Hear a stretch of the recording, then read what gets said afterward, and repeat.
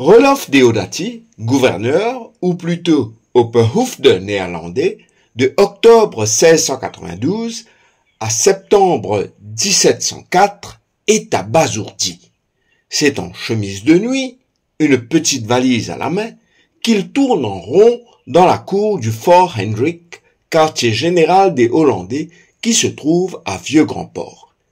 Il a été surpris dans son sommeil par la fumée et la bruyante alarme « Au feu! Au feu !»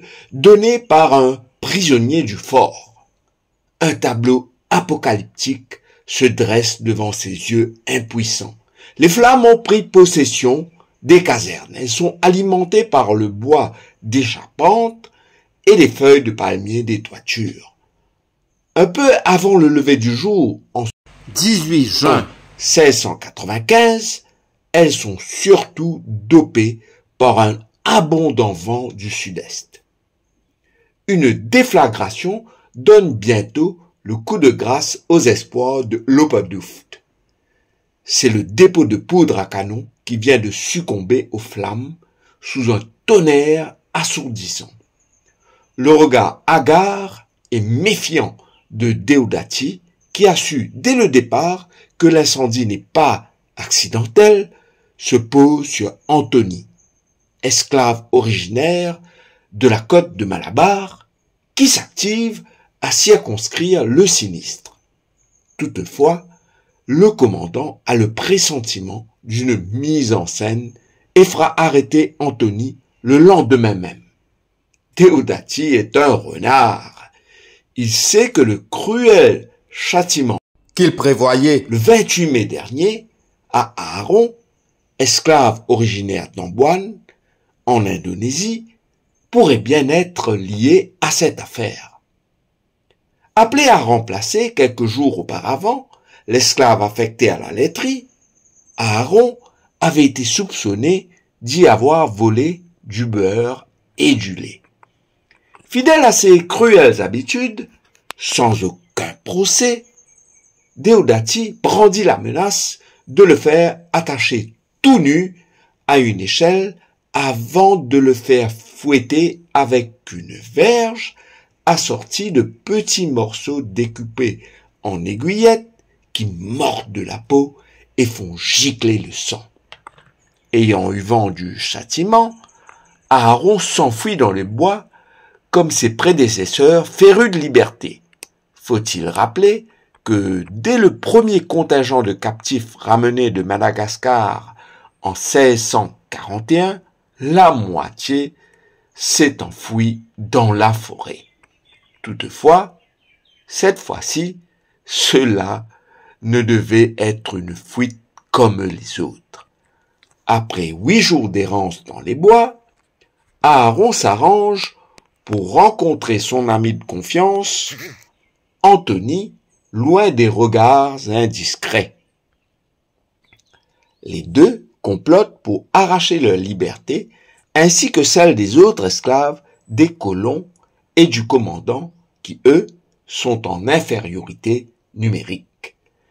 L'idée de mettre le feu à la loge et aux casernes, faisant griller le cruel Deodati, et de répéter la même chose aux demeures des colons, et celle de Anthony, Elle a pour but de neutraliser à tout prix les esclavagistes et prendre possession du pays.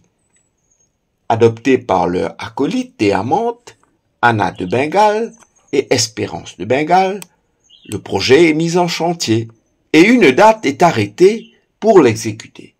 Ce sera dans la nuit du 17 au 18 juin 1695. Anna de Bengale, esclave au Fort Hendrik et amoureuse de Anthony, ira voir son amie Espérance, esclave du colon Van Wieringen, le 11 juin pour l'informer que Aaron désire la rencontrer dans la forêt. Ils y passent pendant quelques jours des instants d'éternité, sachant peut-être que ce sont les derniers.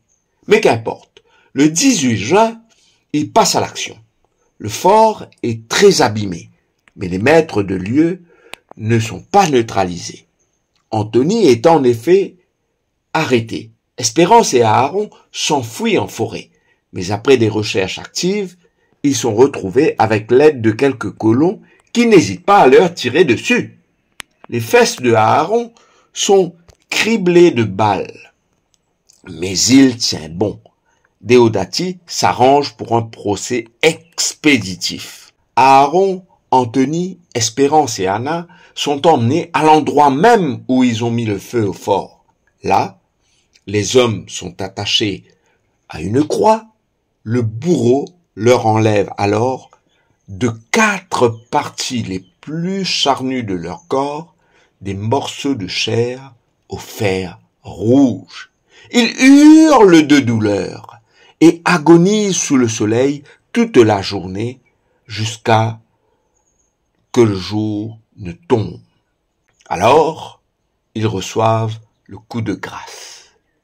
Quant aux femmes, elles sont écorchées vives avec des feuilles de palmette avant d'être étranglées dans d'atroces souffrances. Déodatie sera réprimandé par ses supérieurs pour n'avoir pas su protéger le fort des pertes matérielles telles que les documents de la colonie, mais il ne semble à aucun moment se soucier du sort affreux réservé aux rebelles. Selon François Legas, autre victime de la barbarie de Déodatie, qu'il avait emprisonné avec ses amis sur l'île Fouquet pour un morceau d'ambre gris qui venait de Rodrigue et non de Maurice, un des condamnés, passionné des jeux de dés, aurait demandé d'en faire quelques rafles avant de passer à la trappe. Cette requête n'aurait pas été assouvie.